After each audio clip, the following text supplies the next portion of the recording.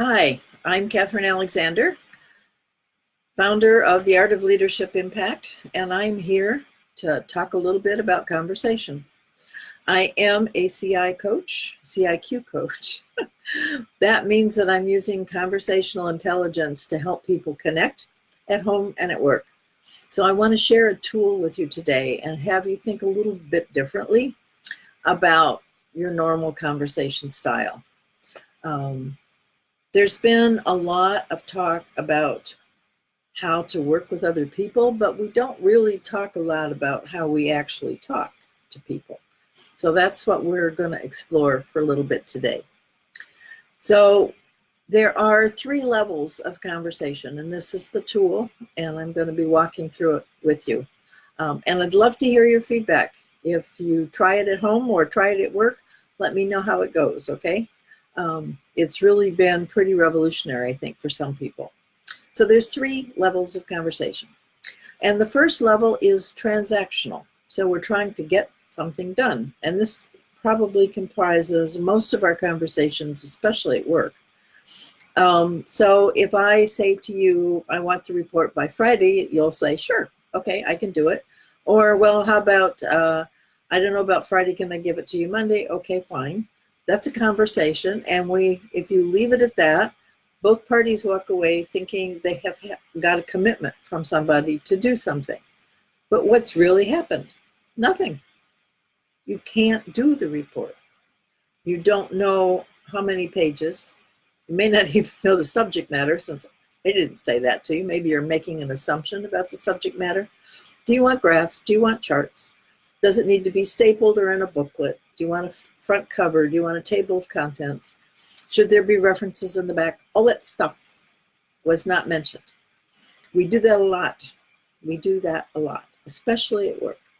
We abbreviate what we say instead of really providing all the details that will allow the other person to actually manage what we're asking them for. And then we get pushed out of shape when it doesn't look like what we thought, right? So the idea is to catch things before they happen. And at that first level of transactional conversation, you want to be as thorough, as meticulous, and as detail-oriented as you can. I want it by 3 o'clock on Friday. It should be 15 pages.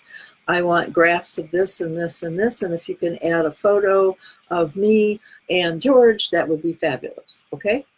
That's much more complete. You really want to give the person who's going to do something all the information so they can really decide whether they can do it in that time frame that you set up. That's the first level of conversation. So I want you to think about how often that actually happens where you work or at home. Pick up groceries. Okay. What kind of groceries specifically do you need? Or could you get some beef? Do you want a pound, 2 pounds, 5 pounds? Is it ground? Is it brisket? What is it? So being specific is really very helpful in most of our everyday conversation. So that's the first level. The second level of conversation has to do with our need to get people on the same page, doing what we want them to do along with us. And if we've got any history with what we're doing, we have an idea about how it should go, right? We've had some experience. We may feel we're an expert. So we tend to advocate. We tend to insist. We tend to encourage people to do what we want to do the way we want it done. There's nothing wrong with that exactly, but if I'm telling you to do something, I'm feeling a little cortisol back here just talking about it because I'm now having to meet your standards. And like the first conversation, there's probably no articulation of what those standards are. Or I don't know if I can meet them. Or I'm feeling like I'm having to be a copy of you, and that's really uncomfortable because I'm not you and I don't know if I can do that well. So there's lots of reasons why that kind of conversation puts us back here in the amygdala, which is a place of fight or flight. And that shuts down our ability to really hear what's happening, or to take in new information, or to learn anything.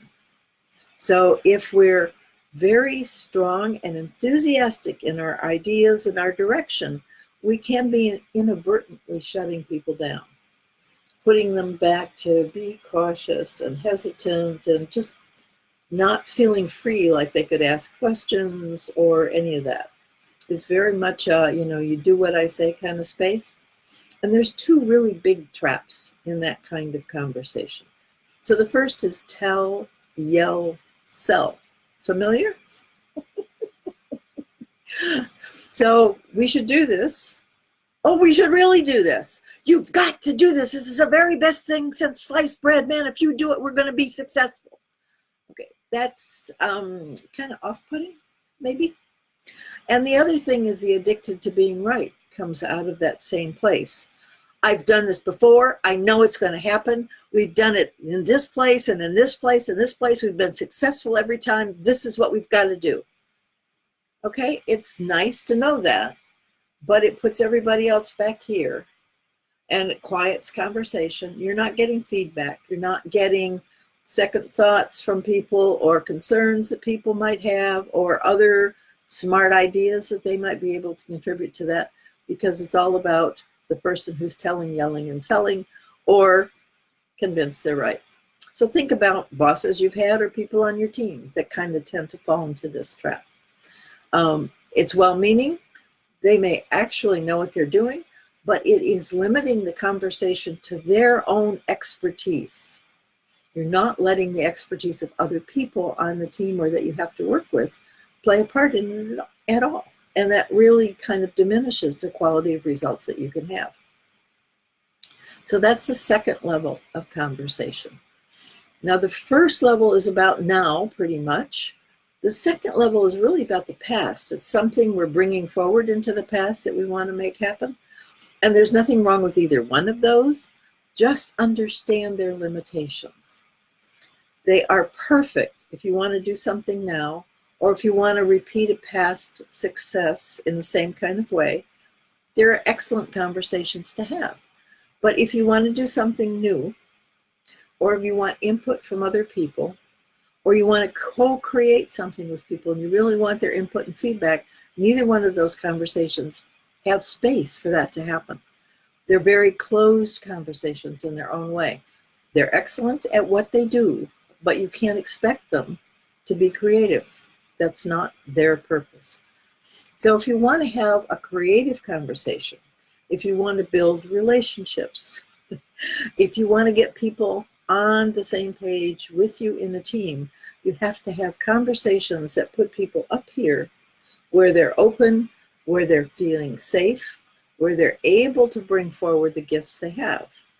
And you only do that by asking questions, by being curious, by exploring with others, by being able to evoke from others what their gifts and their experience are. And so it's not direct questions. Well, tell me when you did this before. That's not so bad, but it's still putting people on notice, just a little bit. So, I bet you did this before. Are there things you learned from that we could really use here? Brings forth a little more of their expertise into the room. So learning to ask open-ended questions, questions that are curious, that allow you to explore with people their experience so that you're on the same page. You can share your experiences. Okay, I remember we did something like that similar when we did this, but you're going back and forth. Your peers, it's not so much a power over. The tell, yell, sell is very much a power over kind of conversation. The transactional conversation is not necessarily a power over, although that can be part of it, but it's really about, again, getting people on the same page for the immediate today's results. It's not so much about the future, even if the project is going to happen in the future. It's about all the things that you need right now to make that happen. But when you get into the third level, the transformational level of conversation, you are bringing forth people. You're opening a space.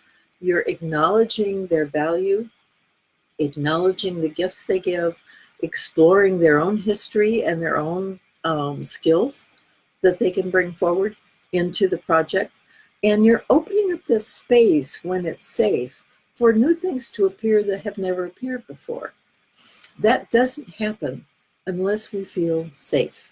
If we're concerned, if we are anxious, if we're hesitant, if we're protective of ourselves in any way because something's telling us we need to be on guard in some kind of way, you're shutting down all the connective parts that happen here that allow us to be innovative, creative, to actually learn together, and to bring forth things that have never existed before. So there are 3 levels of conversation, all excellent for what they're designed for, and you need to use the right one in the right place. But we don't do the 3rd level of conversation very often. So I would love to hear your stories about trying to do this with people that you're working with or people at home. That pesky teenager, perhaps. What would happen if you really explored things with him instead of making him feel like he's defending his experience or being exploited in some way?